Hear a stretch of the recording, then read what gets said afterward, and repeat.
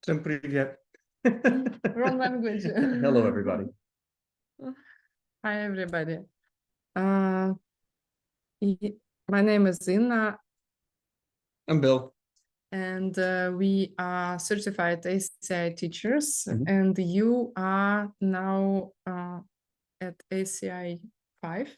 Course 5. It's course 5, How Karma Works. It means that we have done 4 ACI courses so far Mhm. with some of you, and we know that there are many new people. Please don't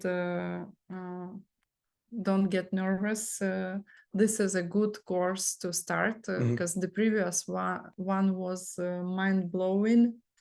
And I know several students, they came to me to ask, can I finish this course later?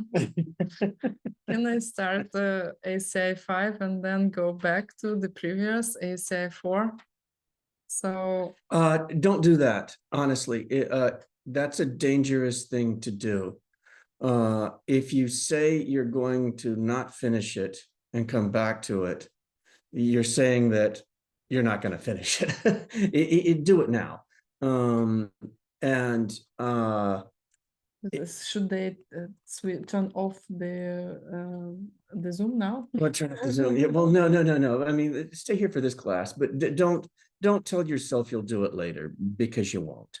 If you don't do it the first time you hear it, it's it will get away from you. And it's okay if you don't understand everything in the class, because you're going to be working on these ideas until you're omniscient. And if you're human, that means you got some work to do. So some people don't may not know that we will talk about omniscience yet. Well, that's fine. But don't worry if you don't understand everything. I mean, I've been at this for a while, and I go back through the courses and I learn stuff every single class. You will keep learning. And let's maybe first, we are very different. He's my husband. I'm male. She's female. I'm his wife, and if you will study with us, then you will have to adjust to our manner. Sometimes we disagree with each other online, which is completely fine. And you will have to understand how it is still okay. Yeah, well, you'll see. Even the great masters that we'll talk about, people like Master Vasubandhu and his half brother Asanga, they disagreed, right? To the point where there were two different schools of thought. Yeah. And today, during this class, you will learn how you can teach somebody in 4.5 different ways, and it will be still correct. And it will be the perfect teaching technique in this case. Can we show them the book? I'm excited to show them the book. No, okay. We can't. Okay, so don't leave, because we're going to show you something later. Because I think you will study how karma works with us, right? And it works in a way that your motivation is important, and you will learn in details why it is important. But to implement what we will teach you right away, let's set up the motivation for this course, okay? Close your eyes, sit up straight, and think about your life right now, where you are.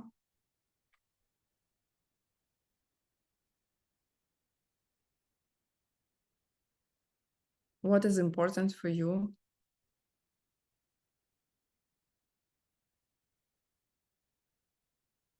Is there anything that you want to improve?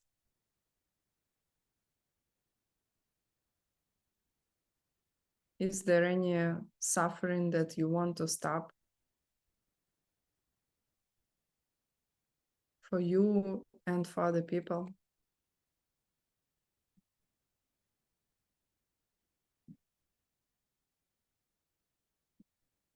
Is there any goal you want to accomplish?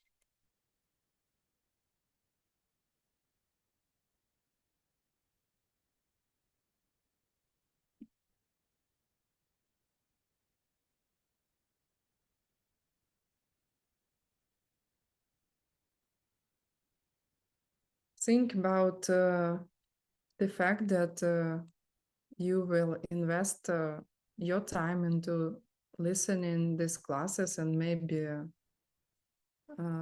you will need to spend a couple more hours after each class to review the material and check your knowledge. And you will do something, right? You will get it done.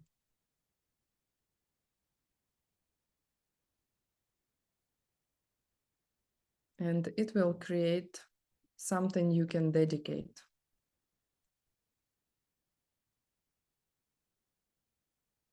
So dedicate every single second you will spend on these classes to accomplish your goal, to get your dream come true, make your dream come true.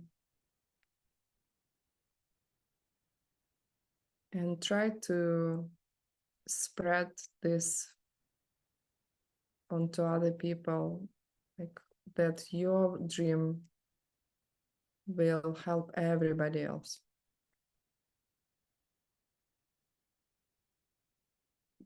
Even if you do not know how, just make a wish that let me reach my goal and help everybody else.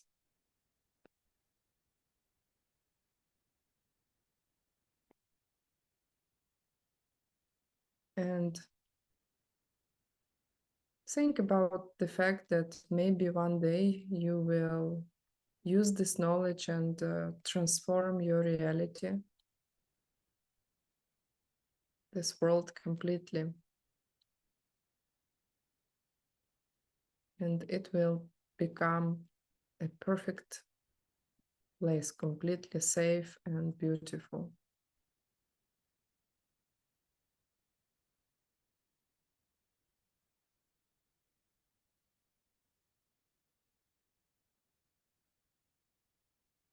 And make a decision that this is your pay for this class. This class is free, but what I will get out of these classes,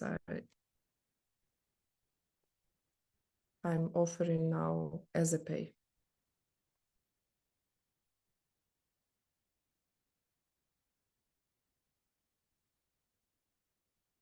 Go back to your breathing, open your eyes.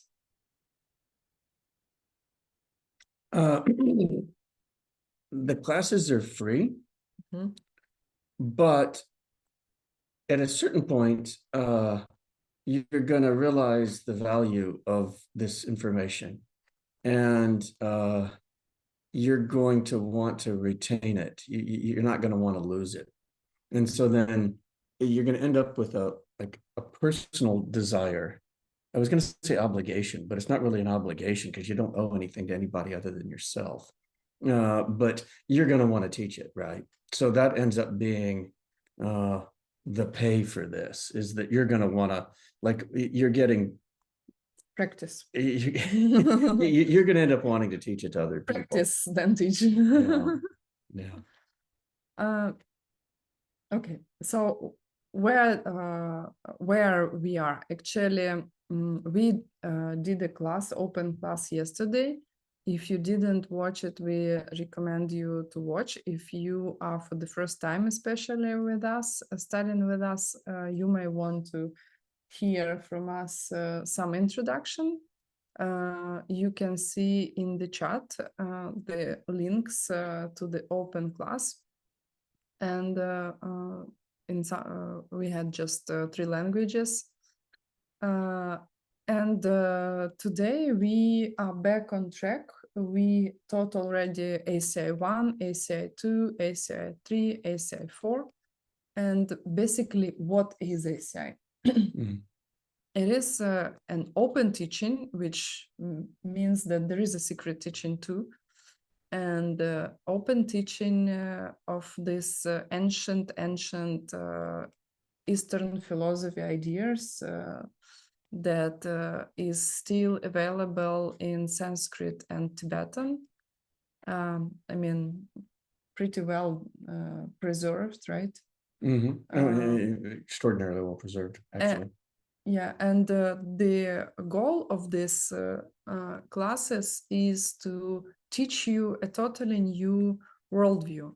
Because if you're here, by the way, I would love to know, we have so many people, like where you come from, like what is your city and what is your Yeah, that'd be fascinating to see if you just write in the chat what city you're from. where are you now, and what is your goal? Maybe just a short sentence for the class.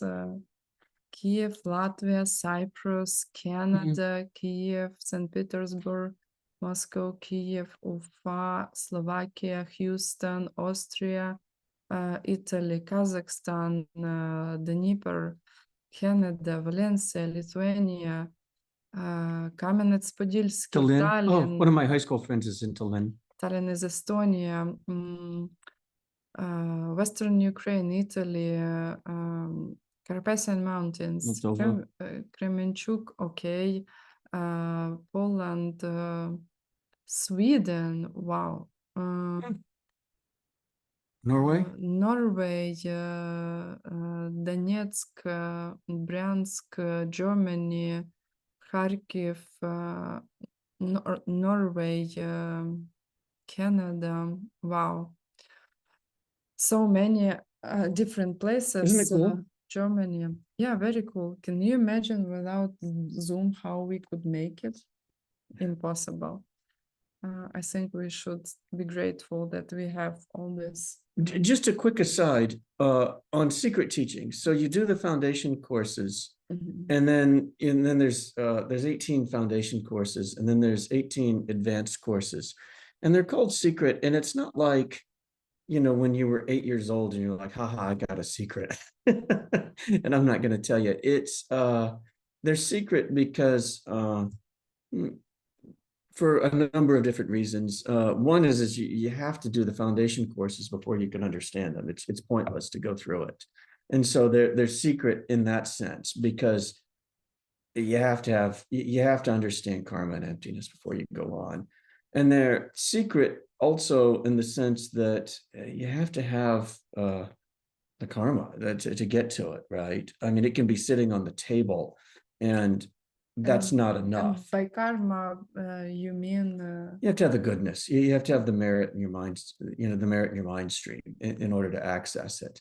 And you have to be keeping a pretty ethical life in order to get it, right? Like you have to be treating people pretty well.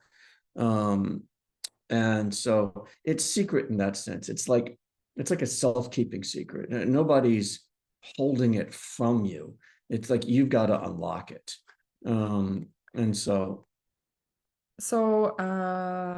we are not teaching this right now. No. But this is something that you can, you probably want to get there, to be honest. But where are we now? Now, probably you ended up here because you realized that you cannot really reach your goals in your life. And there is a lot of problems. I mean, this time in these books, these ancient books that we will be talking about just in a moment, is called the time of degeneration.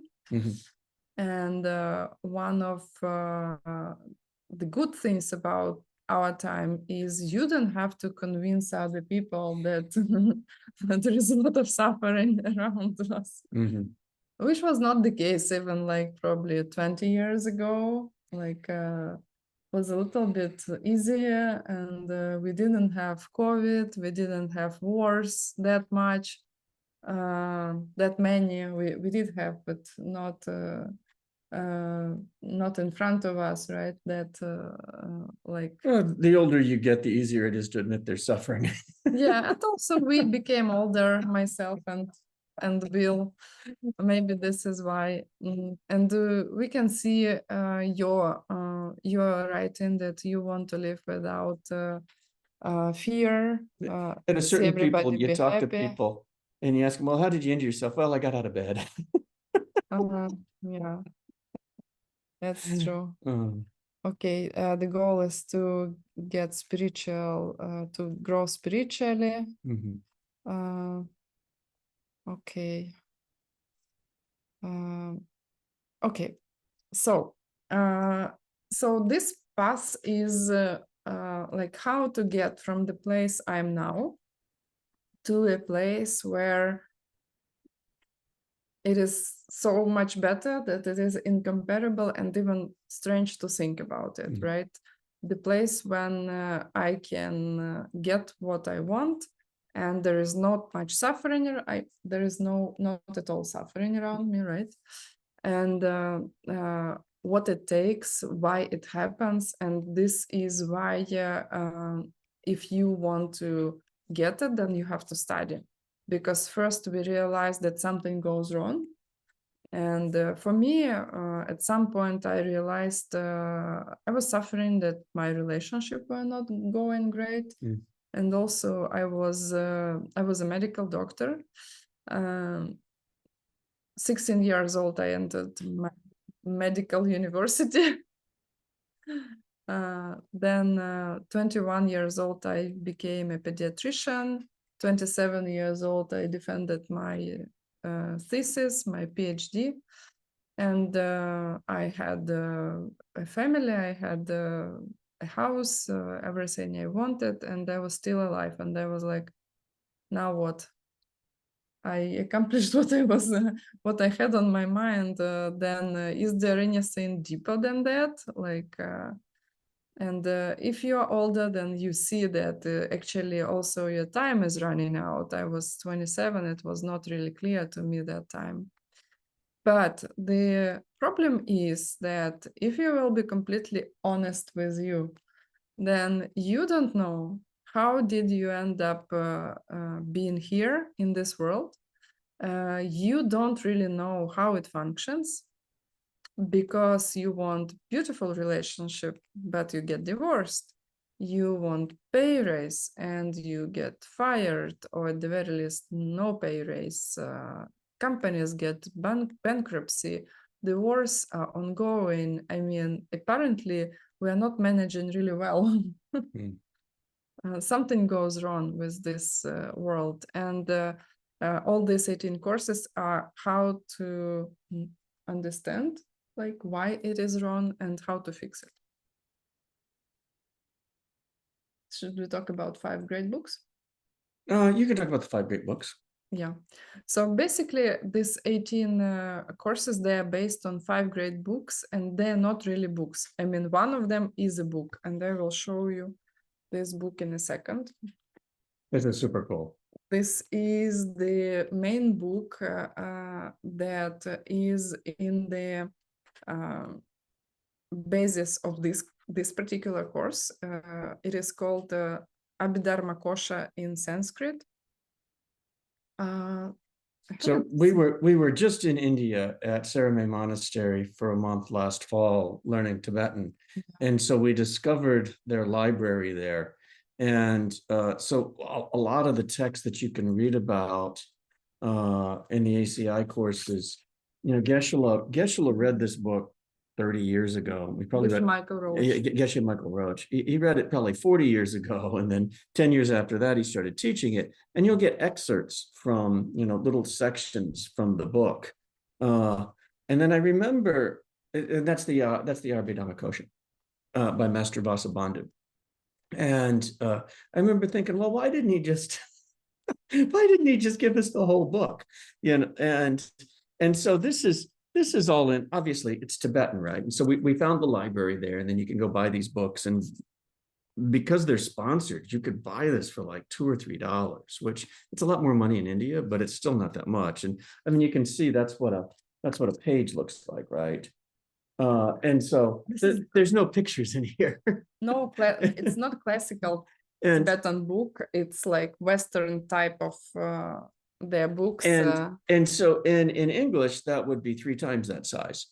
And I think about 3 times as many. So, in order to translate that book and to do it properly, easily 10 years worth of work. Stanley, one of our Mixed Nuts translators, is working on it now. But 10 years worth of work. And so, and in order to understand the book, you need to have an introduction to the ideas that we're going to be talking about.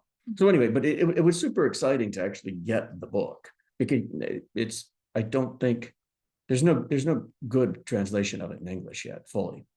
Yeah, and if you will do the course, like 10 classes, so what you will learn actually is how the world functions, what can trigger such or such experiences in your world, what you have to do to control the results that you want, right? What is the we will talk about karma, obviously, what it means, like how it is carried, because this book does not explain how it is carried. I mean, in your being, right? What does it mean you have karma? Does it mean bad destiny or something? Which is funny. A couple days ago, I made a friend in our coffee shop right at the corner here, and the lady was I was reading like something like that, like in English, but a sophisticated book, and she was asking questions, and she asked me like, what exactly do I misunderstand about karma? And I was laughing because first you have to try to give a definition what you understand about karma, right? And then you can question what is wrong, right? And if you've taken our classes before, you should know that the definition of karma is the movement of the mind and what it brings and what it motivates. Yeah. So karma is the movement of your mind. It means that every time you think about something and then out of it you do something and you say something, it plants a mental seed in your mind that ripens and changes your reality. And it's not that you have just couple mental seeds that ripen within your lifetime, like, oh, I have karmic relationship with this man, this is why it's so bad, right? Everything that you have in your life is coming from your mental seeds, and it's a big misunderstanding. People have no idea what karma is when they talk about it. Okay, let's go. So you 5 schools, or the five books. 5 books. 5 books. So this is the first one. It is called Abhidharma Kosha. This is what we will study here. Maybe it will be the first question in the homeworks for this class.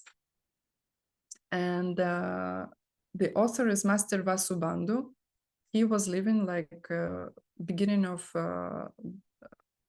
4th century, 350 AD. Yeah, 350 AD. It's like almost 2000 years ago, right?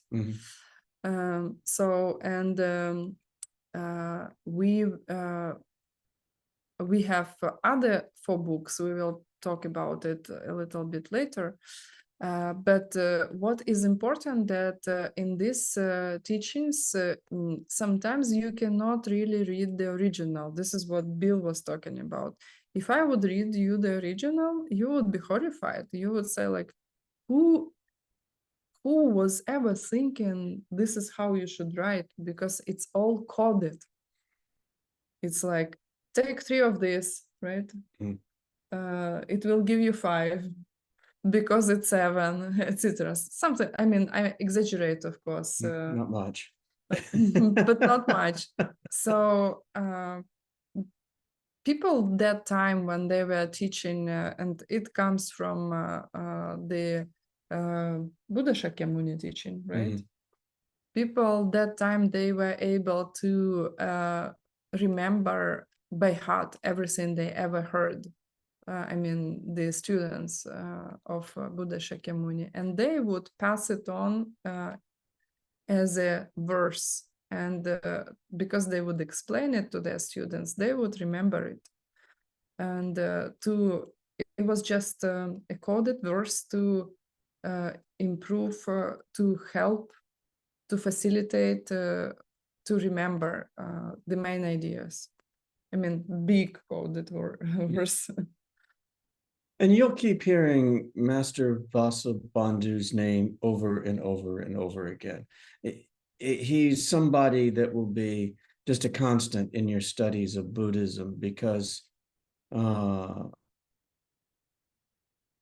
he wrote so many. Because he wrote so many foundational books. And this book is going to be like the main book for. Let's do the 5 books of this. Let's do the 5 before we do the 4 schools.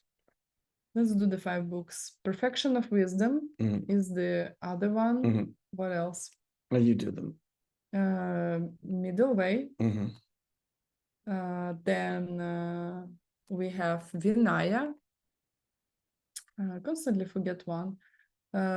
So the Abhidharma is the main book for the lowest school of thoughts. And the second is Logic, right? We have also Vinaya is for the morality. Why morality? Why ethics? Why it is important to be ethical? You will really study in this course, like by the end of the course. And basically, if you understand how the world functions, then you really want to be ethical, because this is what is bringing you at the end what you want.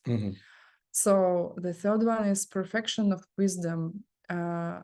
It's one of the 4.5 schools, and this is a book about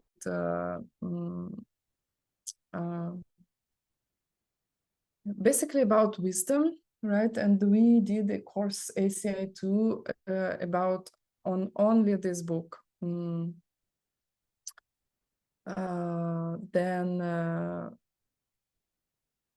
Middle Way.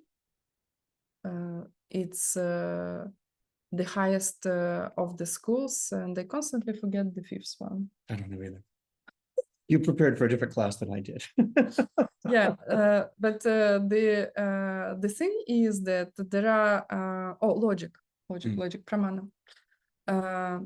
So the thing is that these 5 books, they contain the precious knowledge, the knowledge how to stop all my problems and to get what I want in a way that everybody else would also get what they want.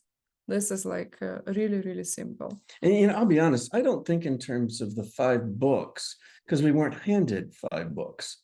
We were handed 18 ACI courses. So I always think of the material in terms of the ACI courses. So that was, in the monastery, and it gets a little fuzzy too, right? Because there aren't 5 physical books that they can hand it to you. So I was never really comfortable with that term 5 books. Anyway. So and the trick is that we say 5 books, but actually it's 5 subjects, and they are what I mentioned, and you don't have to remember it right now. But these 5 subjects will come over and again during ACI classes. Okay, let's start with the let's continue with the first question. So why do we have the commentary, right? Then we have a book, isn't it enough? Yeah, not even close, right?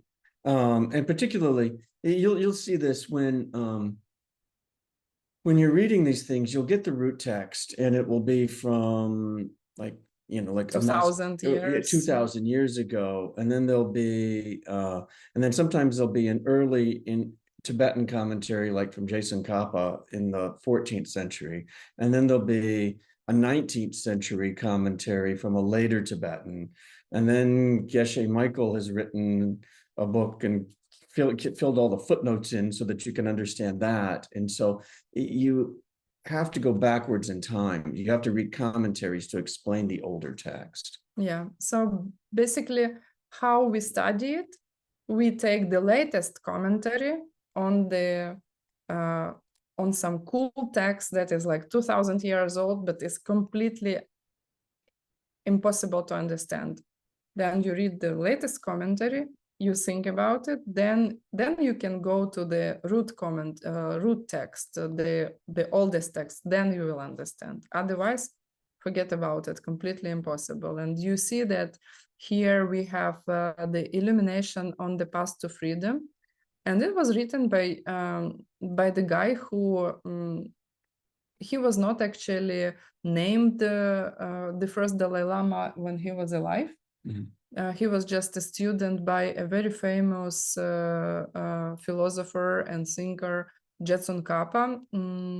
And his dates are on the screen if you want to capture them.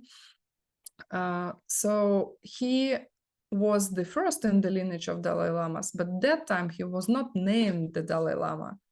If you don't know where Dalai Lama comes from, it's a Mongolian word actually, and it means the highest. Tibetans, they don't call their leaders, spiritual leaders, Dalai Lamas, they call them Gyalva.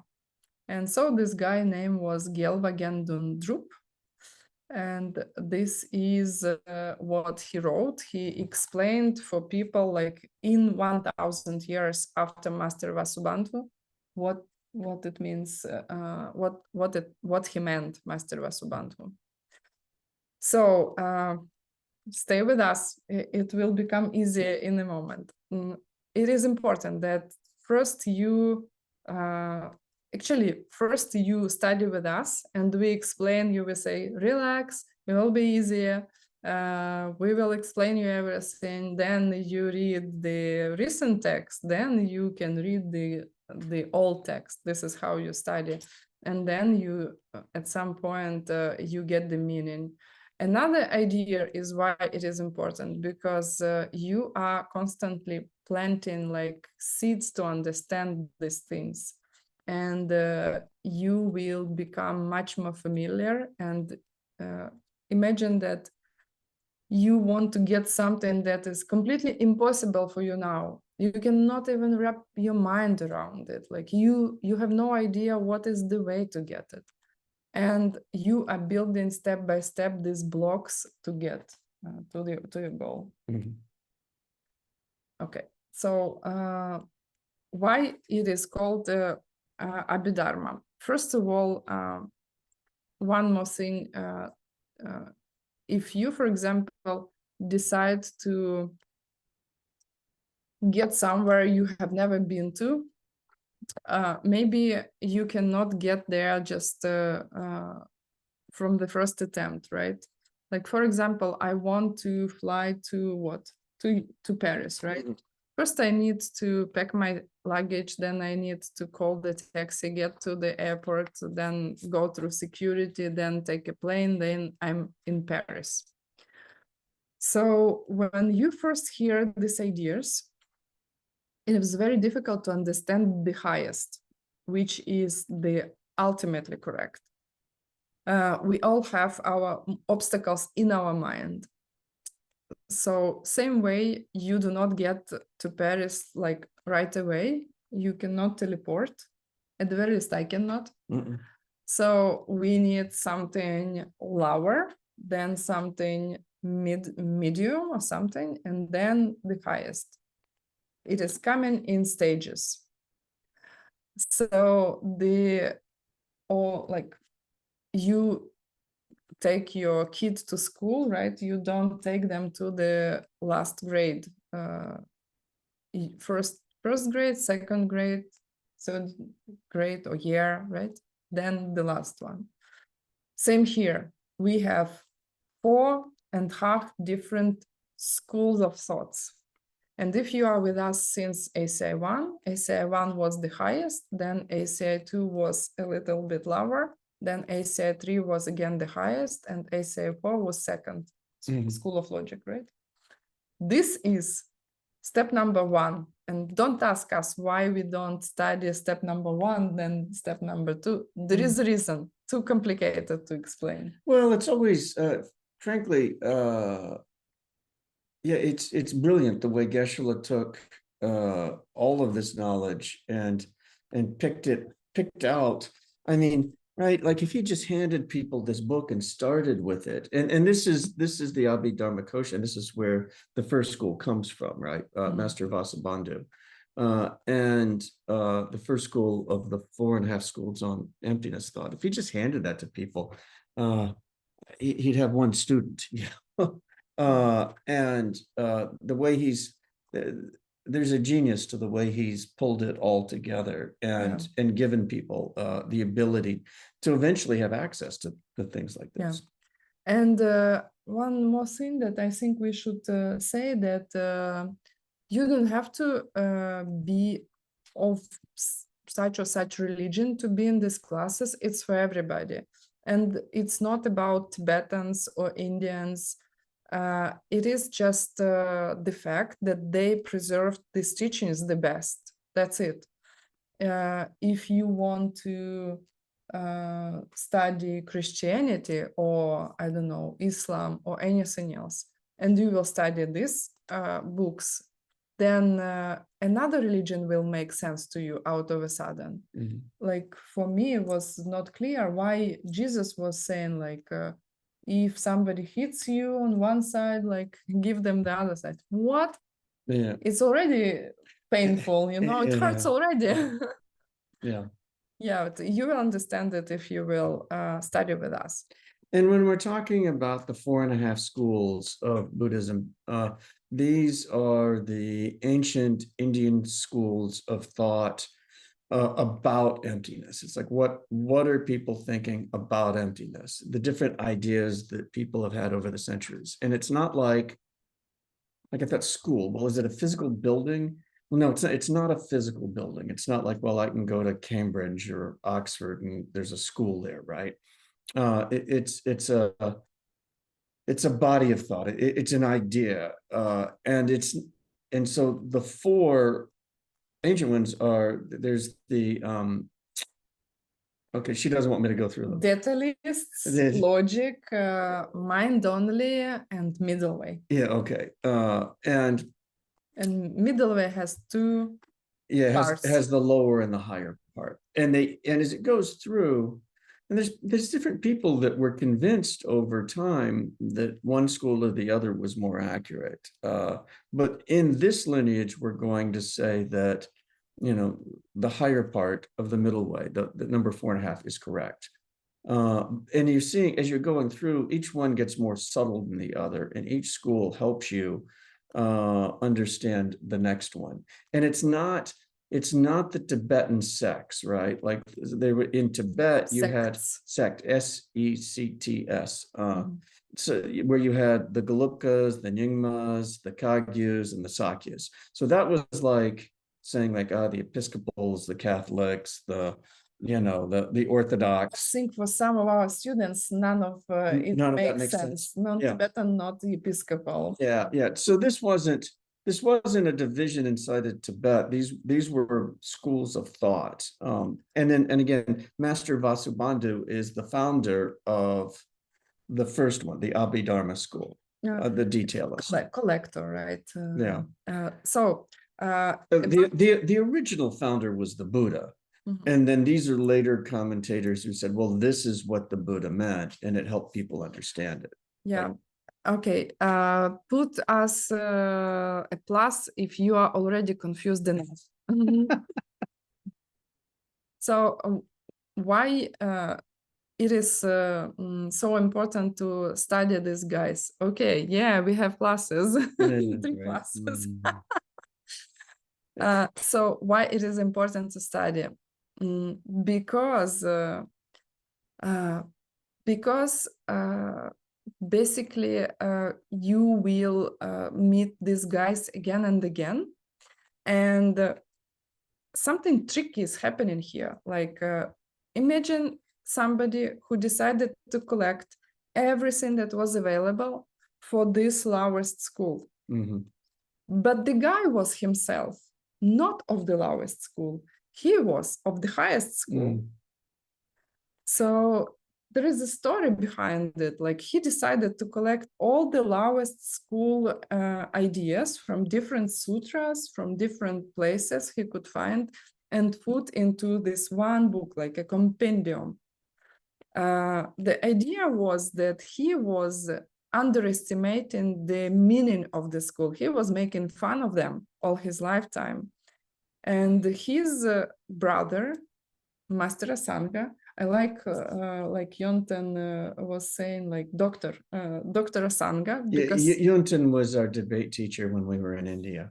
yeah, our debate He teacher, was a monk. Yonten, he was saying like Dr. Chandra Kirti, Dr. Vasubandhu, because they're really like ancient PhDs, you know, like. Frankly, a hell of a lot smarter than the mere requirement for a PhD.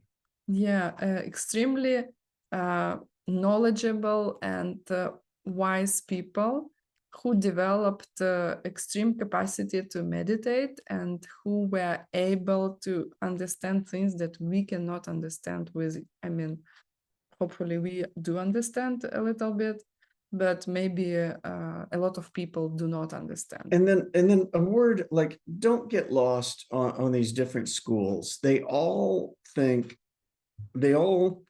are convinced that karma is how you're creating your world. They're all convinced that the actions you take get planted in your mind and then come back as a result. So then what they're going to deal with and what they're going to be discussing is, how does that happen, right? So the other side of karma is emptiness. Those two are, two sides of the same coin. They always go together. Karma works because things are empty. Your mind can paint an image onto a blank screen because the screen is blank, because the screen is empty. And so then what they're going to be doing in each one of these schools is talking about, well, how is karma able to paint onto that blank screen? What's there? And then what is your mind doing? And so they're looking at it, and it's really actually quite fun to examine, like, what's your mind doing? How is this possible? And so that's what they're doing. They all believe in karma. They all believe in some version of emptiness. It's just, inside of that, they're discussing what it means. Yeah.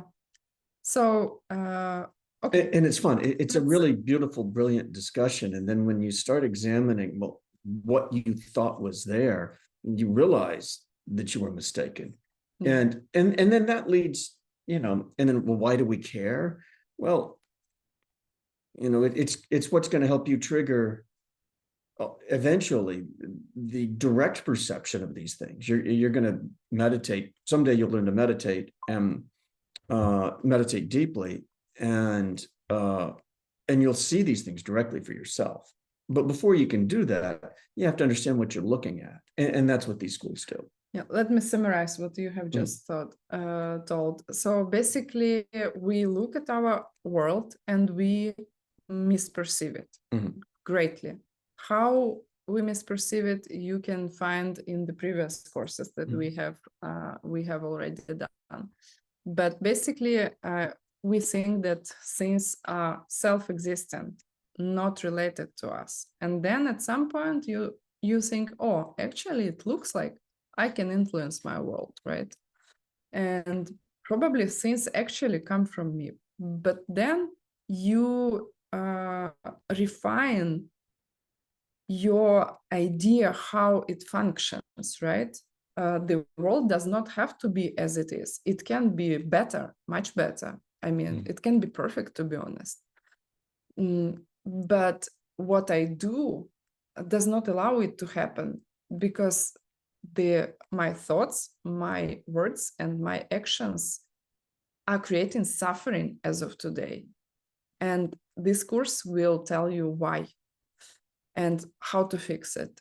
And these 4.5 different schools, these philosophy schools, they are just helping you to graduate from very incorrect thinking to slightly incorrect, to even less incorrect, and to correct thinking. And I wouldn't say that the Abhidharma school is very incorrect. I would say it's pretty dang profound.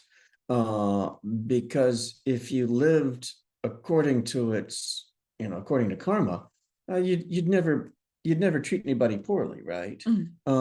You'd never, like, if you could really, you'd never get upset. You'd never be jealous. You would be treating people with generosity. So it's not, it's very profound. It's just there's some subtle things there that it's like physics, right? Like when I was in school, I don't. Mechanical physics versus quantum. Right? Yeah, right. Like they're going to tell you things about atoms that aren't really true, right? They're like, oh, they're building blocks and there's physical matter, and then they're not going to talk about quantum mechanics when you're 10 years old. But you need to understand basic physics before you go on to quantum mechanics. And so it's similar to that, right? And yeah, and in the same way, like the more you, well, anyway, we'll talk about that later. So basically, you need to know the lowest school to understand what is wrong with it. And there are some ideas, for example, the idea of karma is accepted by all the higher schools. It is correct. And obviously ethics, right? So. And super profound. Like there's a reason why this is still like the school 1700 years later. Yeah. And there was a cool story about the author. We have 2 kids and they're constantly complaining that they are interested in this knowledge, except they don't want to study names and dates. And I think names come easy when you know the sexy stories behind the names. So Master Vasubandhu was a son of a nun. Probably it is not very often, right? And his mom was not a bad nun. She was a very good nun. She had some kind of clairvoyance. She was seeing like almost 2000 years ago that the teachings are declining, that people, they misunderstand them greatly. And she had a dream that she must disrobe, it means give away her nun's vows, stop being a nun, and marry one guy, then another guy, and give birth to 2 sons. And if she will, then these guys will be like the brightest philosophers in one of the brightest in the history. And she had a child with a king and another child with a Brahmin.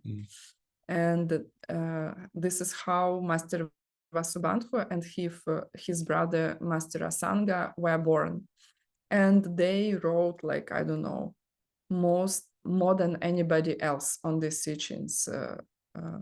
They were teaching, they were profound, crazy good books. Well, and so this nun who had the 2 brothers who ended up being half brothers, Master Vasubandhu founds the Abhidharma school, the detailist, the first school.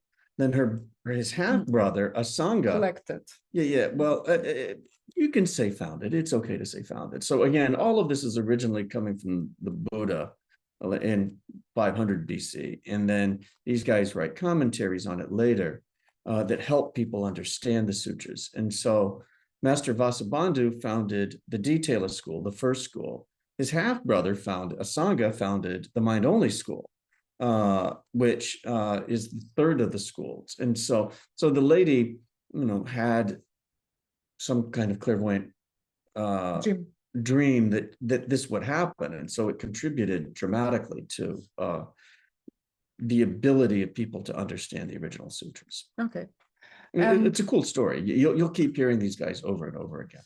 And as a confession, as a, how to say, he tried to fix Master Vasubandhu. He tried to fix his bad mental seeds that he planted by making fun of the detailist school because he obviously had the highest view. And then he realized the importance of it, and his brother made him to write this book and to collect everything that was on this subject in his time. And basically, this is a collection of knowledge, extremely profound, extremely details. We will tell you more about it later. But why is it Abhidharma?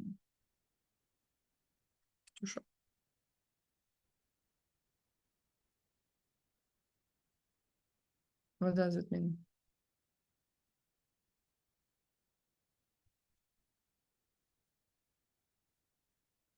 Second, yeah, that's it.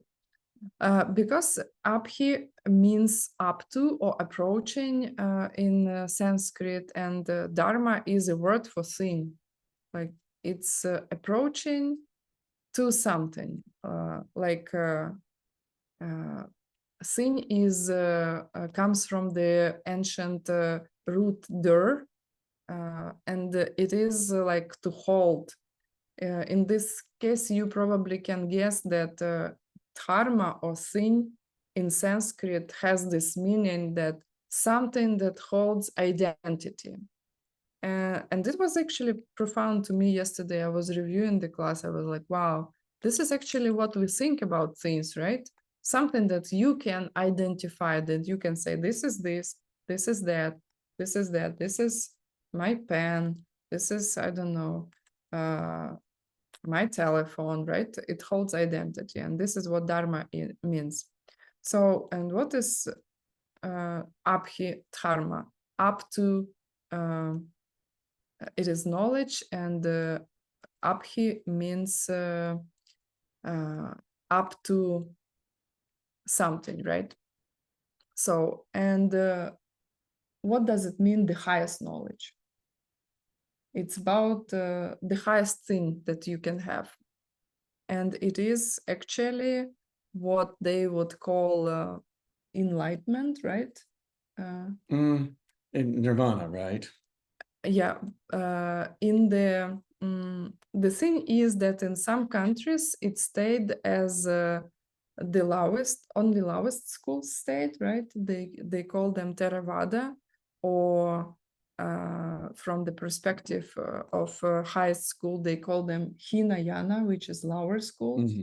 Theravada is like the true school, true teaching, and Hinayana is the lower teaching. So in the highest schools, there is a distinction between nirvana and enlightenment or Buddhahood. And nirvana is easy.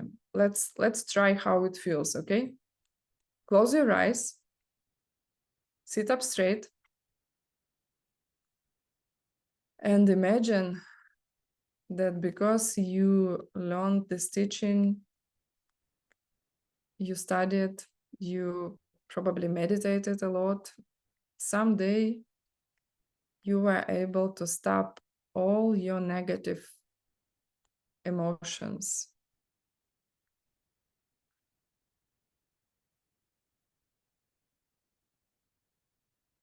You ran out of seeds and you do not have any potential for anger anymore, jealousy. You cannot feel fear, cannot get upset, no grief, no sadness. You cannot get irritated or borrowed.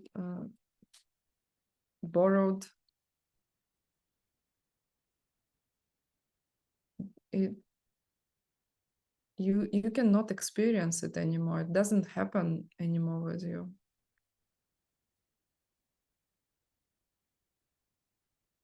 Then what left?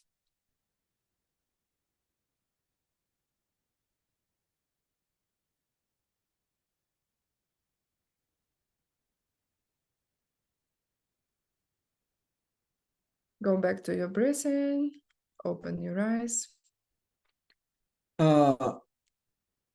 So nirvana is cessation of your mental afflictions. And it's not just anger and jealousy and things like that. It's also going to be the way you see things outside of you, and you think that they have some self-nature. You think that the qualities in things outside of you are in the object itself and not coming from your mind. And so that's a really subtle point. And so it's not like you've reached nirvana if you can just not be angry for 30 seconds, because you still have this the propensity there. That's a good word. The propensity to see things as having some self-nature. And so that's nirvana. And there's, if you remember, okay, well, there's no, and there's an Arya has had the direct perception of emptiness, and then there's an Arhat who has gotten rid of the negative seed. So an Arya still has some old, they call it with remainder and without remainder. So an Arya can still suffer, right? They're not going to be angry about the suffering. They're not going to create any new suffering, but they still have some old negative seeds to burn out. An Arhat has gotten rid of those. Reached nirvana. Has reached, well, nirvana is the cessation of mental afflictions, but there's with and without remainder. So then an Arhat has gone beyond suffering. So the difference between that and enlightenment is the higher schools, the Mahayana, the great vehicle, is going to say that an enlightened being has eliminated the subtle obstacles to omniscience. And if you've reached nirvana, you're only getting yourself out of suffering. If you're enlightened, you've gained the ability to get everybody out of suffering. And so that's the difference. So it was really confusing for me for a long time about the difference between nirvana and enlightenment. So that's it. You're yourself or everybody. Yeah.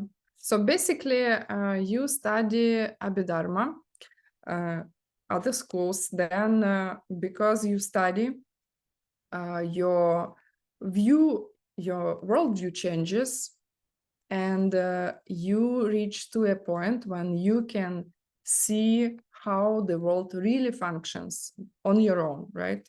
This is what we call Arya, a person who had a realization. He had a direct experience of how the world functions. He touched the absolute reality, ultimate reality. And then this guy, totally different from us, we are called in these teachings Chipa, children who did not really see yet the ultimate reality, and that an Arya is somebody who did. And by the way, both Master Vasubandhu and his brother Master Asanga were Aryas, so we can really trust what they have seen. So Abhidharma is something that brings you, leads you to the state. And why we are talking here about nirvana? Because this is one of the lowest schools, right? You reach the point when you stop all your mental afflictions, which are negative emotions, and you get to the point when you cannot really feel miserable anymore. Okay, then what next? Let's see, what is the next question? Okay, in Abhidharma, and this is just take it easy. We will not go into details of this big book. You can see it's big, right? But just you have to know what it is about overall. And we will pay attention in this course only to the chapter 4, basically, presentation of karma, how karma works. But it's a great book because Oh yeah, I didn't say that Abhidharma Kosha, and Kosha is the treasure house. It is translated as treasure house. So treasure house, like collection of this higher knowledge, things that that are cool for reaching nirvana. So let's do the 8th chapter. So it actually works this way, that first they give you an idea of what's going on in this world. And I don't know if you appreciate that somebody asks these questions. I mean, before I studied with ACI, I never asked myself, what are all the categories of existence? Really, like basically you ask, what are all the things that exist? What are these things? And this book, believe it or not, describes it. And the first is just a description of what exists, and the second one is like they're going a little bit deeper to explain how we interact with it, because the presentation of powers basically means it's about perception.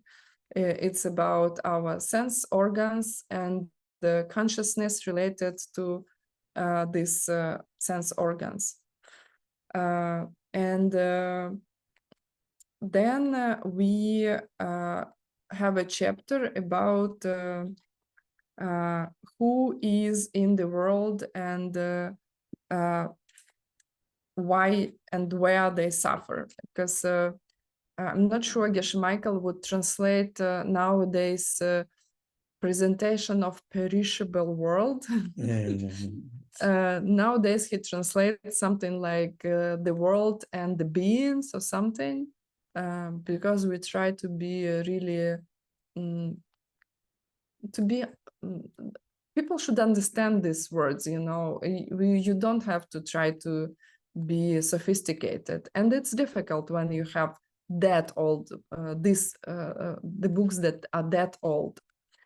So basically it's about all beings in the world and where they suffer. This, by the way, the chapter 3 describes atomic and subatomic particles from one side, and like big cosmic bodies, you know, planets, supernovas from the other side. Yeah, 2,000 years ago. Yeah, it's fascinating that they were aware of it. A couple of points on the first 2 chapters. One, under categories of existence, there's stained and unstained. Everything if you're human, everything in your world is stained. There's some element of ignorance about it. The only things that would be unstained would be the direct perception of emptiness, which you're capable of. And excuse me. By direct perception of emptiness, Bill means this direct experience when you see the ultimate nature of the reality that I was talking about. Yeah, the ultimate nature of reality. And that's, you know, in a deep set of meditation when you have that. And then there are at a certain stage, you get to the point where you can see that all the time. And so those would be unstained phenomena. But everything, I mean, like my glasses, you know, the glass of water, everything in our normal world, they're calling stained because there's some element of misunderstanding. There's an element of ignorance. There's an element of suffering to it, right? And then the powers, I thought this was fascinating because I haven't read the whole chapter of the Abhidharma Kosha. The translation doesn't exist. The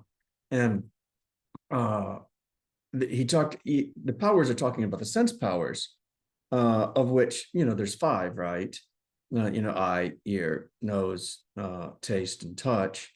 But in the Abhidharma Kosha, they break it down into 21, which would be, I'd love to read it. I would love to see what the other 21 are, or the other 16. I bet there is a translation. Maybe is Stanley's far enough? Yeah, I wonder how far Stanley's translation I think is. you can ask Stanley. Probably he has it. Yeah. Okay, let's go back. So we're getting excited about these books. So Basically, something that is worth really remembering that when we describe here categories of existence, everything we talk about here are objects of the universe that are suffering because they're all part of samsara. And this is another word that we discussed in ACI too. And basically, just to give you a brief definition, samsara is when you, let's put it this way, easy definition. You are not in control. You have to take on what comes. You do not want the war. You do not want to get sick.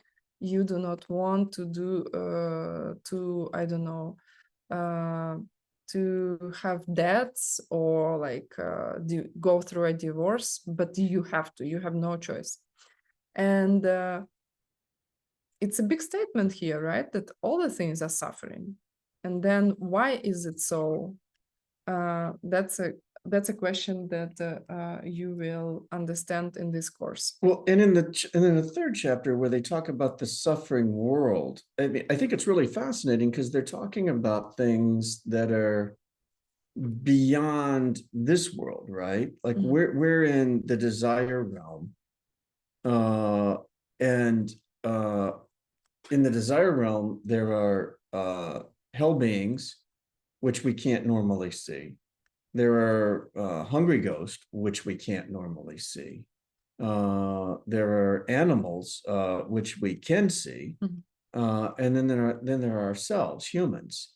But then above that, there also pleasure being so desire realm. Yeah, pleasure, but there's also what they'll call demigods and gods. But then, so like, they're saying gods are still part of the suffering world, even though they live with, in beautiful areas with great pleasure. But the thing is, and even though they could live for eons, eventually they lose it.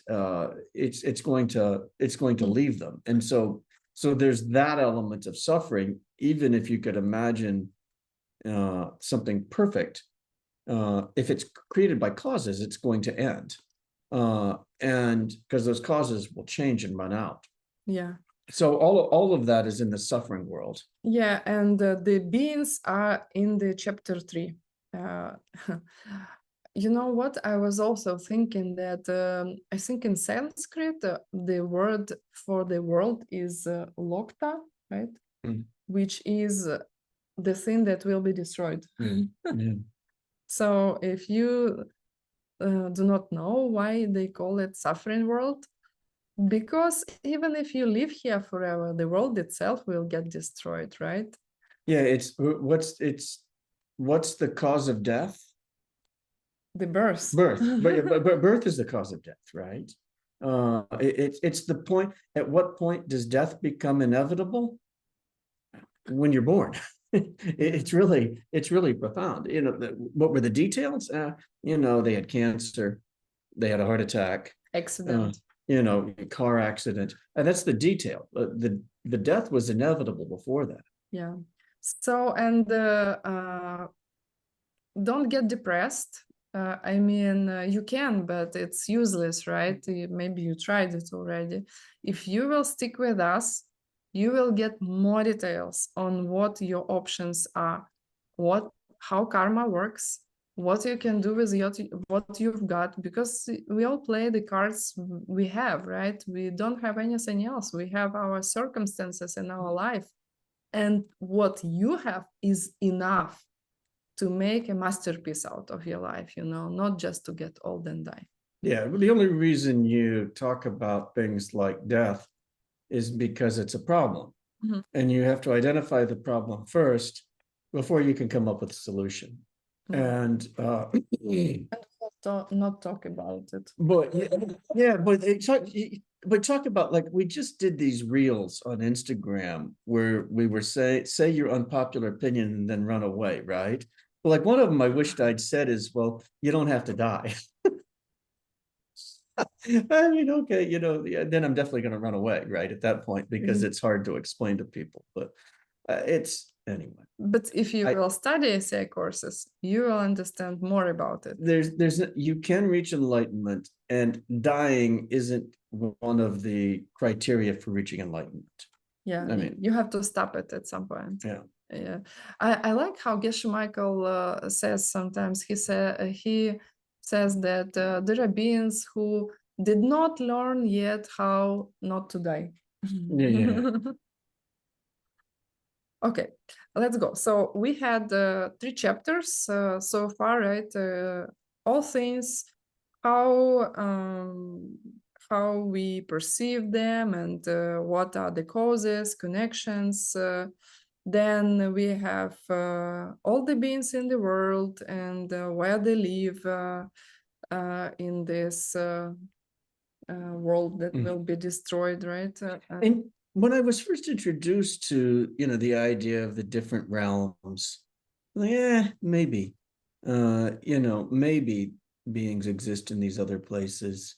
And the longer I've sat with them, and the more you look at karma and emptiness, the more it becomes obvious that, oh, well, yeah, if I'm creating this human life, well, could I have created something worse? Well, heck yeah, that's easy to see. Just hurt somebody, maybe Yeah, steal greatly, or kill somebody, and you will see. Yeah, right. Is it, it's easy to imagine more pain, right? Well, then can you imagine there being a world where there was more pleasure? Well, yeah, you can imagine that too. And then what would that life be like? And so when you examine karma and emptiness, it becomes pretty obvious that there must be these beings at different levels. Which is not our purpose today to convince you that there are. No, It's no, not the purpose. You can. but it's fun because in this book, though, it's not just a fantasy novel, right? They're really describing what's going on. Yeah. It's people have seen these things. Okay, then why do we have the first chapter, presentation of karma, right? Because now we need to explain how it all functions, like all these existing things, the world and its inhabitants, and their interactions, perception, like how it all functions, why we see what we see. And here, we are talking a lot to people who are just normal people who are not interested in study in depth, and something that I came out with, like, totally, how to say, a way to present it. Usually I say you can believe in any god you want, many gods, one god, you can believe anything. It is not fair to blame your God for the life you have. It is not fair. And this is how he comes, Master Vasubandhu, with his first chapter, to refute the idea that somebody made it for you and you are just a poor victim. Mm-hmm. It's karma, the idea that you're creating your own world. And it's really interesting if you have a Christian background. You can read through the New Testament, and there's different laws of karma, and we'll discuss them later in the course. In this course, yeah. Different ways karma functions, 4 main ways, and we'll discuss them later. But if you go look through the New Testament, Jesus clearly describes all 4 of them. They're in there. The Christian church officially doesn't accept the idea of karma, but it's in there. Jesus is clearly spelling out the different laws, which is fascinating. And someday it'd be fun to discuss it in another course. Then chapter 5 is actually what I call Buddhist logic, Buddhist psychology, because the main emotions and how they function, they call it here mental functions, are described here. And sometimes they call it mental afflictions because mainly they are negative. Basically, all the negative emotions are called mental afflictions.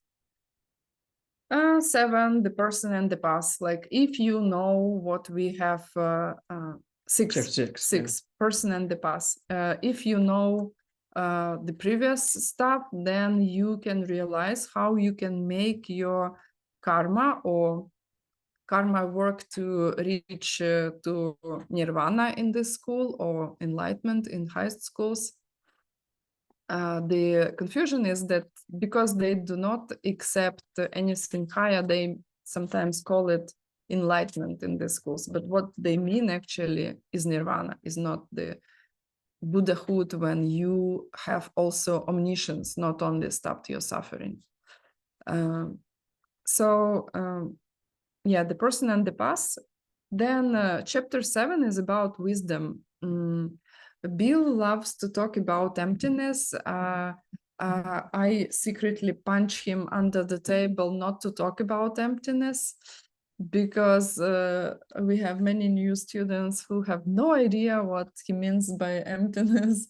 But basically, the reason why karma can work, the world should be available. Like things should have the ability not to be what they are. It's like two sides of the same coin, right? Or even better with the chair. Like before Bill came here, there was an empty chair. It was empty. And then he came. This is emptiness and karma. The chair was empty, and then he came.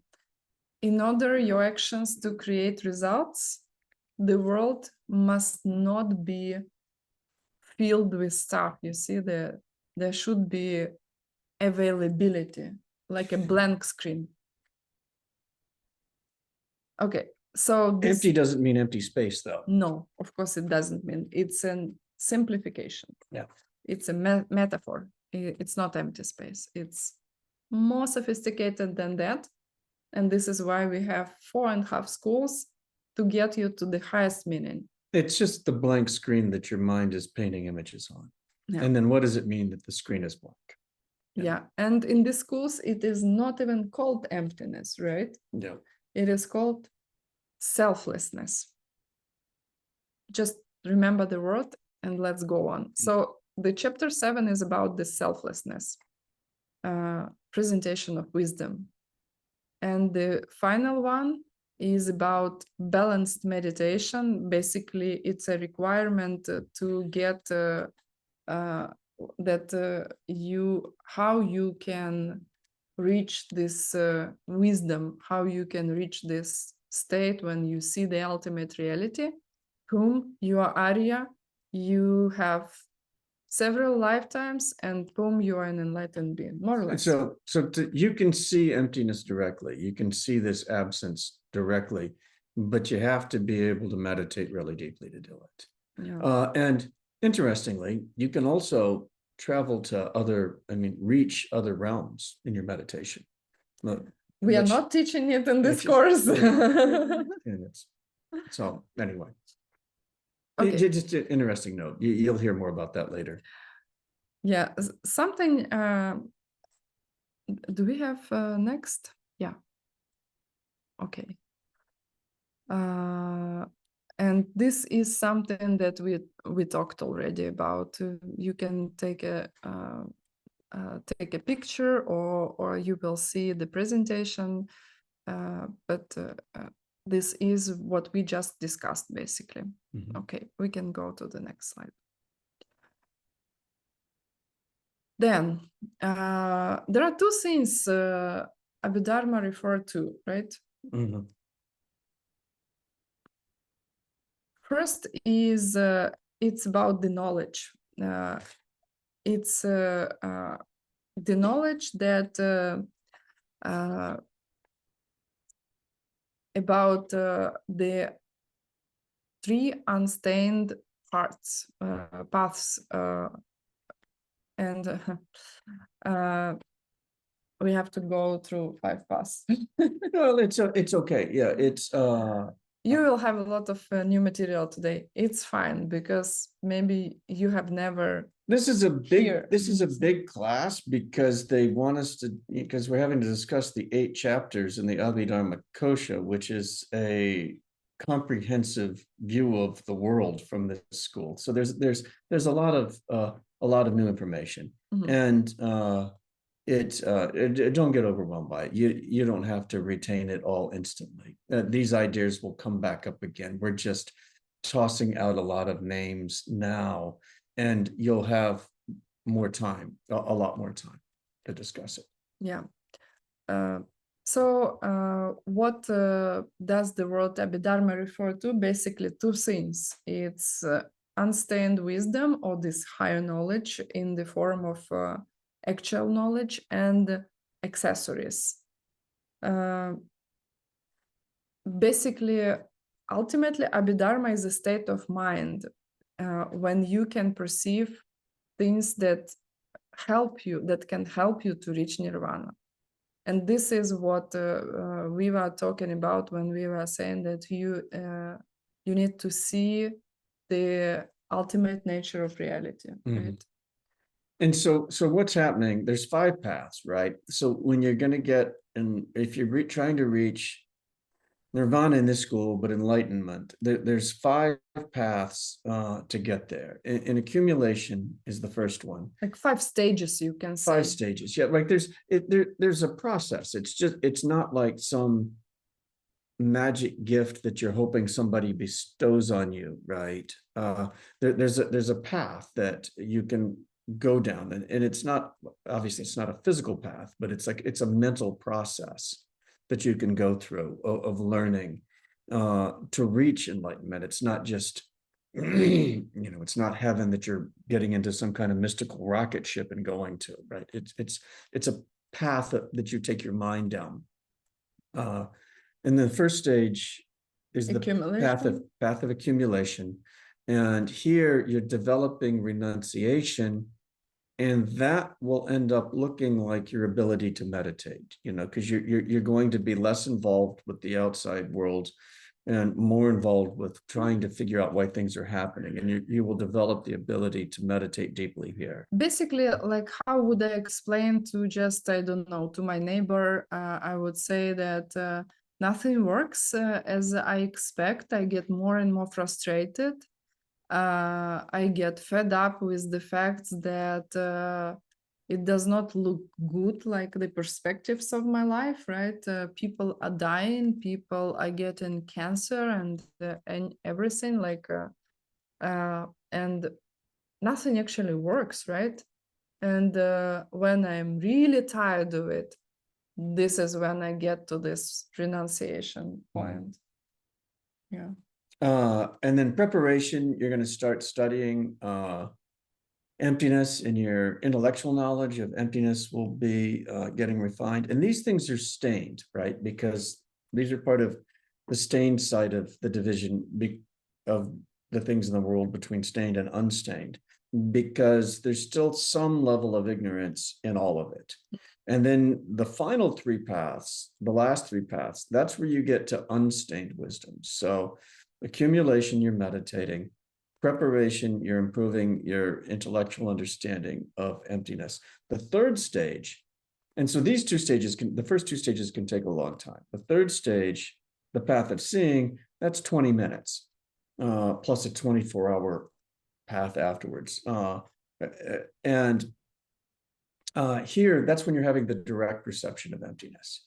And so at that moment, your mind is indivisible with emptiness, and it's stain-free. There's nothing afflicted about that for the first time in your existence.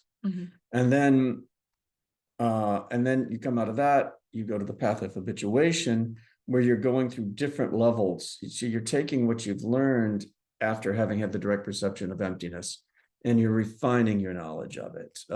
You can go back into the direct perception of emptiness, and your knowledge is unstained at that point. And then the final one is the path of no more learning, and that's nirvana in the lower schools, or enlightenment in the higher schools. And that is also unstained. So accumulation stained, preparation stained, path of seeing unstained, path of habituation unstained, has unstained elements. Path of no more learning obviously is completely unstained. Yeah, so Abhidharma is an analytical wisdom, right, that analyzes the nature, basically starting with self-nature, to stop all the bad thoughts and reach nirvana.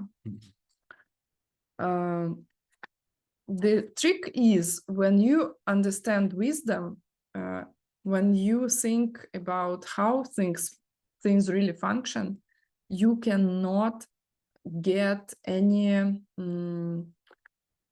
you cannot plant bad seeds, you know, to suffer in future. Like if I understand that using my knowledge of karma, that money comes from my generosity, right? Then when I have this understanding that I need to do something in order to get something, I cannot at the same time get angry at somebody when I understand that things are not functioning because I move something, right? I will take away from somebody money, I will get more.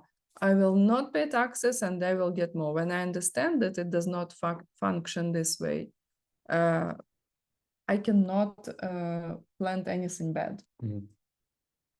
And I had recently a question.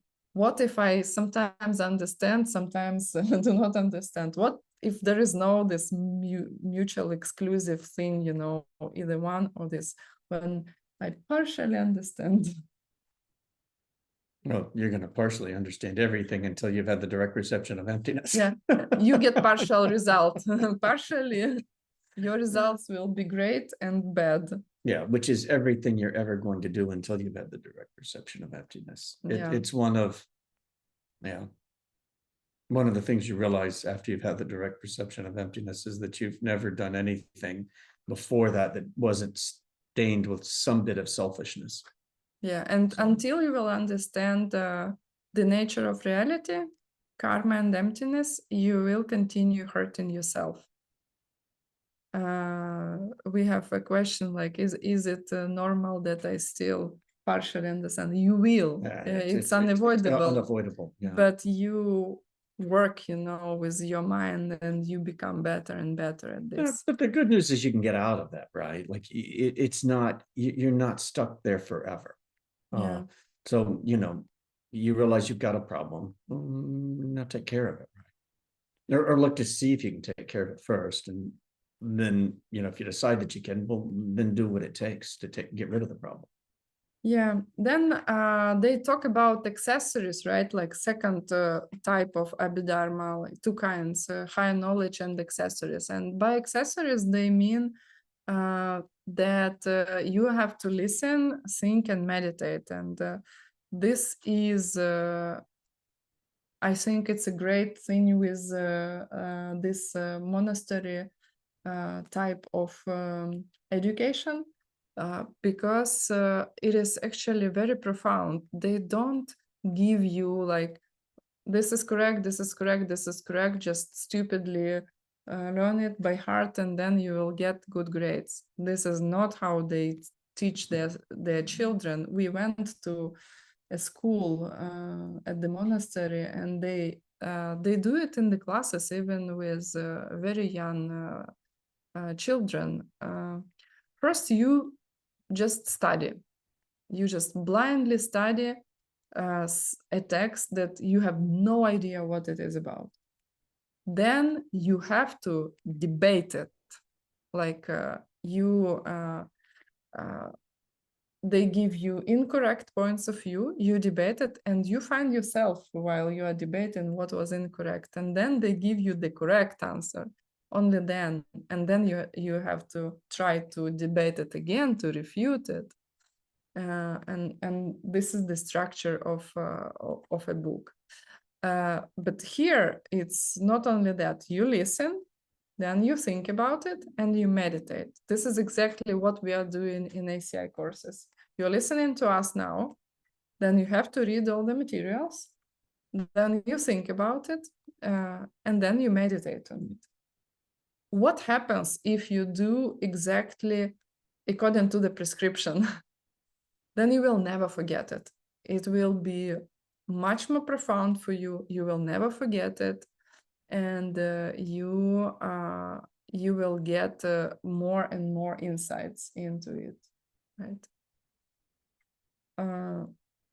Okay, so another accessory, very fun, is I actually forgot about it yesterday. I was preparing to the class, and I was surprised to see this one. Vows are an accessory. The vows, and in the Slava schools, like they are big on not hurting other people, right? Especially with your words and with your body. Like, don't kill other people, don't steal from them, don't steal from the government. I can see a question: what if the government is greedy and wants your taxes? That's a big question. We will talk about it. Jesus covered that one, right? Jesus covered that one. Render unto Caesar that which is Caesar, render unto God that which is God's, right? Don't break the law. If it's the law, you've got to pay your taxes. You don't, we know it's not easy, but guess why it's not easy?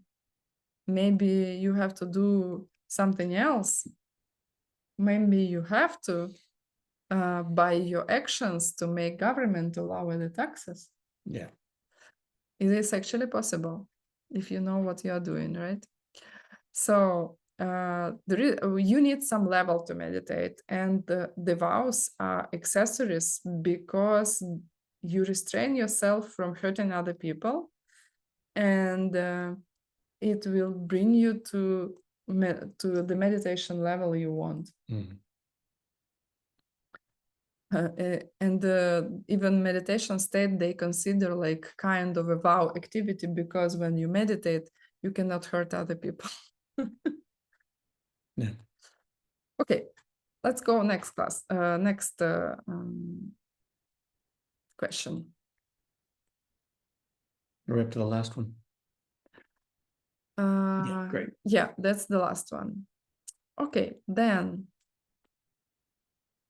Okay, 4 things to be a reputable Buddhist book.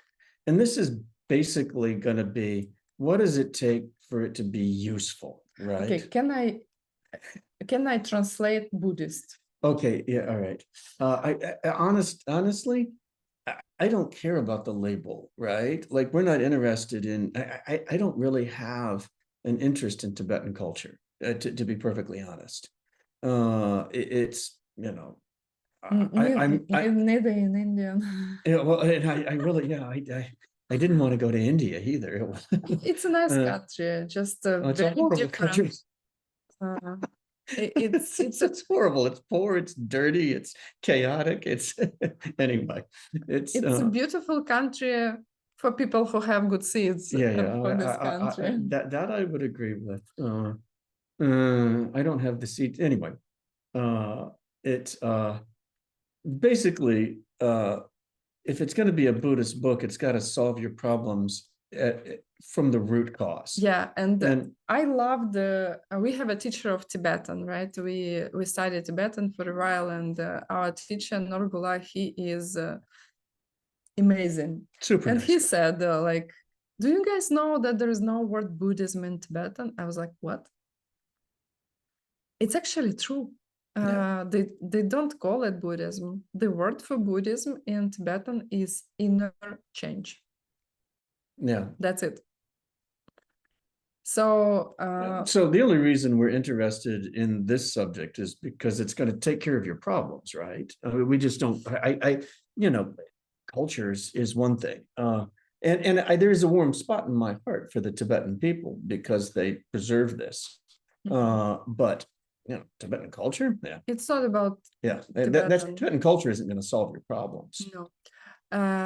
So what if you have no time? Let's say you are born on a planet where you know that the oldest live like 100 years old. I mean, This is a ring of Bill's grandmother, like with the diamond, right? And she was the only one who I know who lived up to 104 years old. I didn't know any other person who would live longer. I mean, personally, right? So you are on a planet where people, the oldest, they live 104 years old, right? The longest, living the longest. So you does not look like you have much time. And even you're listening to this class, which may lead you to something cool, and maybe it will help you in the future to live longer or not to die at all, right? But when now you are listening to this class, you are actually dying. Your life force is getting less and less. You are closer to your death. You don't have time to read a book. What about inner change book? What about a book that can help you with the questions that frankly nobody else can help? And it should have what you wanted to say, the four qualities. So the first quality, they're going to have to talk about ultimate things, stained and unstained, things that are causing you pain and things that are beyond pain. So that's the subject. That's it. It's going to have to talk about your physical world, samsara, and emptiness. Emptiness is unstained, and then what's possible. And then the purpose of it is to give you the wisdom to understand it, to analyze its phenomena in an ultimate way. So it's going to have to be able to give you the direct perception of emptiness. It lead to that, right? It's not enough to have an intellectual understanding of it, because an intellectual understanding, if it's just labels, concepts in your head, those will disappear. You have to have a direct experience of it. And then the ultimate goal is to reach nirvana, a total cessation of your mental afflictions, and a nirvana that's with and without remainder, so that you get beyond any kind of suffering after that. And they should be related, these goals, these parts, right? Yeah. Yeah. So that's it. Needs to have a subject matter, all phenomena, needs to have purpose, which is plant seeds in our students' mind to reach nirvana, and it should have the ultimate goal. They should be able to use it to really get the two types of nirvana, which is nirvana and enlightenment, right? And they should be related, which they are. Now you know which book you can really spend your time learning if you are interested in something better than just get old and die. And again, the reason why they're talking about these things is because they're not looking for a temporary solution. They're looking for a permanent solution to your problems. And so that's what this whole thing is about. Okay, so to get nirvana, you must study this book. Not that one. I mean, ACI. This book, but in the format of ACI. Yeah, it has been, and this is just constantly, the longer I'm spending with these things, the more I appreciate the brilliance, the genius of the lineage, and people like Master Vasubandhu and Jason Kappa, and then frankly Geshe Michael in the modern era. It's extraordinary. It's really extraordinary that somebody understood the problem at this level and has given us answers for how to take care of it. And that Geshe Michael has taken this book and given us the start we need to get going on understanding what's in it. It's incredible. Yeah. Very fortunate. We have a question where we can order these books. You don't have to order these books. First of all, it is in Tibetan. Yeah. Second, even if you will order it, you cannot read it, right? I mean, I cannot really read it. I have just started reading something like that, but it's not. I mean, if they wanted it in their takes, house for a blessing, do you think the Serme Monastery would mail them one? I think they would, yeah. Why? I mean, you can buy it. You will not be able to read it. It's kind of cool just to have it, frankly. Please don't buy English or like your language translations. They are all incorrect, heavily incorrect. Please don't buy anybody else's. And even this one, honestly, isn't going to stand up to the Geshe Michael standards. Geshe Michael standards, because they don't have access to, and that one hasn't been cleaned up. There will be mistakes in it. When Geshe Michael does the translations, as we've talked about before, he's going through millions of pages, word by word, and correcting the mistakes that were in the wood blocks when they were originally printed. And so this one inevitably, this Tibetan translation inevitably has mistakes in. Yeah. By Geshe Michael comparing millions of book, bill means that millions of pages. Millions of pages means that the ancient way of printing these books was they would create wooden blocks and then print books out of wooden blocks on paper or something like paper. And then people who were doing the wooden blocks, they would not necessarily know how to read or write. They would do it from the original, like a mirror, like modern printing also, not modern, old European printing. They were also doing it. So there could be mistakes, and what Geshe Michael does when he translates books now, he takes several different scans, compares them, and sometimes, quite often, to be honest, he corrects mistakes. So you can order even this book, and there will be some mistakes. Some of them are quite heavy. Well, yeah. Yeah. So, but in the reading materials to this course, you have correct translation. It was done in 90s by Geshe Michael. Maybe he would change slightly the terms. This is why it is a little bit uncomfortable to read. Like, I know we have very audience from everywhere, and they're not necessarily interested in Buddhist books, right? But this is why we explain that Buddhism means like book that will change you, basically how not to die, right? Inner changes, through inner changes, because your reality comes from what you are saying, you are thinking, and from what you are doing. And this is why it is so precious. That needs to be translated.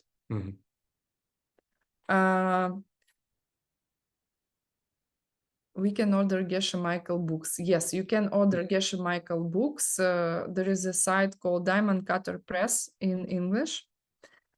You can order it in German. I don't know what is the publisher, who is the publisher. I think you can check it. In Russian, it's IST, the publishing house. In Ukrainian, we have published so far, we have only 3 books published in Ukrainian. It's All Kinds of Karma, The Diamond Cutter, and Catherine. There are 3 books that are published, and soon we will have How Yoga Works. This is what is available. And for ACI, you don't need Geshe Michael books. You need materials that are translated in almost all the languages that we teach right now. So in order to do the class, the complete today's class, you have all the materials. You don't need anything to buy. If you want to get Geshe Michael's books, they're fun. Diamond Cutter Press. There's a couple more of them coming out. Yeah, get them and read them and see. Yeah. They're really Not the Abhidharma. Yeah. It's Not yet. well, you won't have Abhidharma Kosha because Stanley's working on it and it's not finished or anywhere close to being ready for Yeah. print. But there are other books, and it's really fun. There's a lot. He includes a lot of stories in there that are easy to read. The footnotes are fantastic. It's really, if you get them. Yeah, like for example, to this, like there are stories like Gyalva Gendon Drup, the author of the commentary to Abhidharma, right, to this book. I actually didn't know that he was a nomad, you know, like, and he's like, it's not village, like when they put their tents, you know, they would put in the mountains their tents, the nomads, they would be like what, shepherds of yaks or something? Yeah, right? they yeah, to be a nomad, obviously. Yeah, they yaks probably, Yaks, right? yeah, yaks. I don't know, maybe they had goats. Probably would depend, but I think yaks were. Yeah. So he was coming from a nomad settlement, and it was attacked by bandits, and his mom did with this the first Dalai Lama same thing that the Moses mom did. She put him in the cradle and in the river, and hoping that somebody will pick him because they were attacked and killed. And this is how was an amazing story, because he was even not picked by a human. There was a huge bird that picked the cradle and brought it somewhere. So stories like that are very fun. When we were in the monastery, I mean, the class is over, so I know we've kept people for a long while, but not over. We didn't dedicate yet. Okay, we have to dedicate. So there was a nomad when we were at the monastery at Siramay in India this last fall. There was one of the I hope people understand what nomad means. Yeah, they were they didn't have a home. They lived in tents, right? They just wandered across the mountains and would move from place to place and take their animals to where the grass was good, and probably migrated from higher places in the summer to lower places in the winter, and didn't have a set home. They just kept moving. Yeah. And there was a man at the monastery when we were there, and he had been a nomad, an actual Tibetan nomad. And I was thinking, this is a bit of a confession. I was thinking, oh, well, stupid, uneducated, right? Uneducated. And then we came back and we started reading this, and it's like, oh, well, what the nomads in Tibet would do in the evening is they would sit and talk philosophy. So their whole life was, they didn't have television, they didn't have radio. They would have had philosophy books and would have sat and debated and talked about it in the evenings. Yeah, except most of nomads, they didn't know how to read. They would debate, but yeah, that's interesting. Yeah, that's probably about right also. Yeah, was first guy in my life I met who does not know how to read and write. He didn't know how to read and write? No. Oh, I didn't know that. I didn't know that. Yeah. Okay, so this is the end of the class. We are greatly over time. We love you, translators. I know it was probably very hard. This was going to be a hard class to do because so many new concepts come up. Yeah. In just discussing what's in the Abhidharma. Just ignore the difficulty, take it easy. It's actually not hard. It's just a lot of maybe new words, but it is easy. Just when you go through the reading, just relax, enjoy it, introduce yourself to all these new concepts, and we'll be working with these until you get enlightened. Yeah, and tomorrow there will be class dedicated to karma, so we will be waiting for you tomorrow. Now let's not There's a lot of really huge ideas in this course. Like the basics of how karma works is really, it's really profound and fun. Okay, close your eyes. Think about what you have done, almost 2 hours, especially translators. Please dedicate what you have just done. Think about problems in your life that you are maybe hopeless to solve.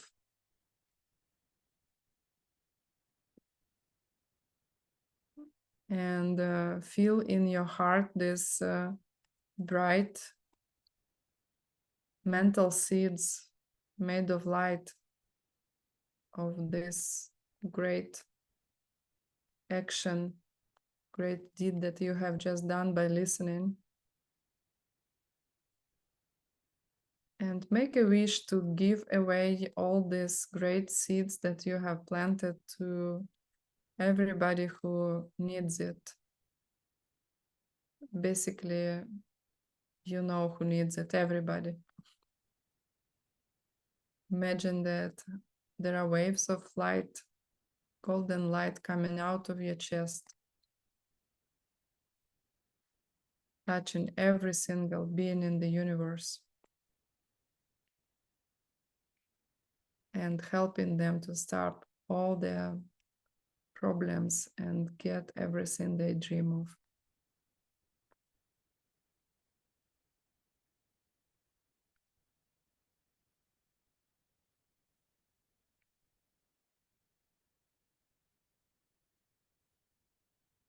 Go back to your breathing, open your eyes, see you tomorrow. Yeah, even if it's hard to understand, don't worry. Don't be hard on yourself. It's not that hard. Oh, you're not supposed to understand all these concepts in all their depth. That nobody does. The first time they hear the words, right? These are, we're introducing topics, and the class went almost 2 hours today. We're going to try and keep classes to 1 hour normally. 2 hours is we know it's a lot. And appreciate just what you have done. I think we will be able to keep it short. Other classes, they are not that great, but sometimes there is a little bit more material, so just be with us. Okay. Thank you. Thank you. We love you. See you tomorrow.